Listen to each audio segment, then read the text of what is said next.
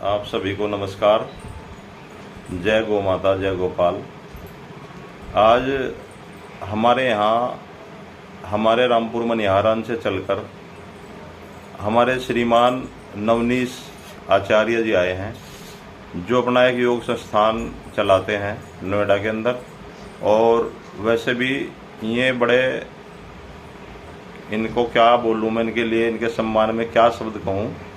बड़े एक विनम्र स्वभाव के व्यक्ति और बड़े मिलनसार और अपने कार्य में बहुत निपुण हैं और स्वास्थ्य के बारे में बहुत सारी नॉलेज रखते हैं।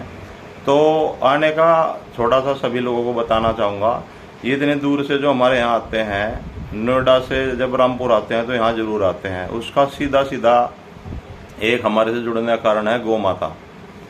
तो ये गौ माता का प्रसाद, चाहे वो मक्खन के रूप में हो, चाहे वो छाछ के रूप में हो, चाहे वो घी के रूप में हो, हमसे लेते हैं। और उसके बदले में गौ सेवा भी हमको, गौ सेवा के रूप में हमको भी अर्थ के रूप में कुछ देकर जाते हैं।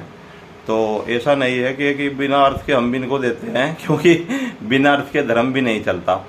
तो मैं आचार्य जी से भी कहूँगा कि दो शब्द कहें और हमें कथार्थ करें और गौ माता के प्रति भी कुछ कहें, अच्छा लगेगा। तो आचार्य जी। धन्यवाद आपके इन शब्दों के लिए। मैं योगाचार्य हूँ और स्वास्थ्य के महत्व को समझता हूँ। और हमारे गुरुजनों ने तो हमें यही सिखाया है कि प्रकृति के पीछे अगर हम जाएंगे तो स्वास्थ्य पाएंगे।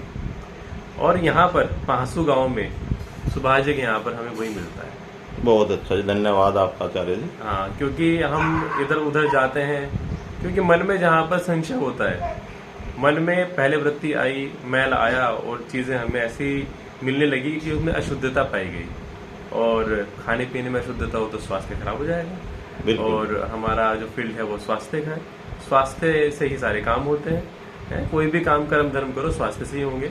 और मुझे नहीं लगता भारतवर्ष में गौ माता जो हमें देती है, क्योंकि वो हमें पालती है, हम उनको नहीं पालते, तो उनसे मिलने वाली सारी चीज हमारे लिए स्वास्थ्य के लिए पर्याप्त है।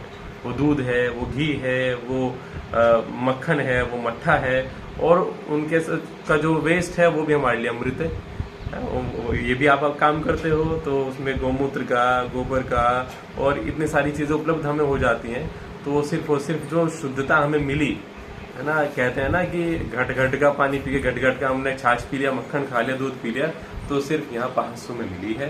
और हम बहुत बहुत धन्यवाद करते हैं, क्योंकि ये आपने मेंटेन रख रखा है। मुझे 5 साल हो गए आते हुए ना। मेंटेन करना बहुत बड़ी बात होती है। आपने जो इसको शुद्धता को मेंटेन करके रखा है, उसके लिए आपको बहुत बहुत शुभकामनाएं, प्रार्थनाएं। आपका गोवंश ऐसे ही चलता रहे और ऐसे ही वैभव समृद्धि होती रहे। बिल्कुल अर्थ होना चाहिए, तभी तो हम गोवंश को आगे बढ़ा पाएंगे, वरना गोवंश का तो बुरा हाल हमने देखा है कैसे इस समय पर होता है। बिल्कुल सर, तो बहुत बहुत धन्यवाद। हम आपको शुभकामनाएं देते हैं। आपका भी बहुत बहुत धन्यवाद और स्वागत आपका हमारे यहाँ आने के लिए। और आज भी आचार्य जी हमारे यहाँ से मक्खन के रूप में गौ माता का प्रसाद लेकर जा रहे हैं और छाछ। तो हम भी ऐसे ही लोगों की सेवा करते रहें और गौ माता की सेवा में लगे रहें, यही प्रभु से कामना है। जय गौ माता, जय गोपाल। धन्यवाद आचार्य जी।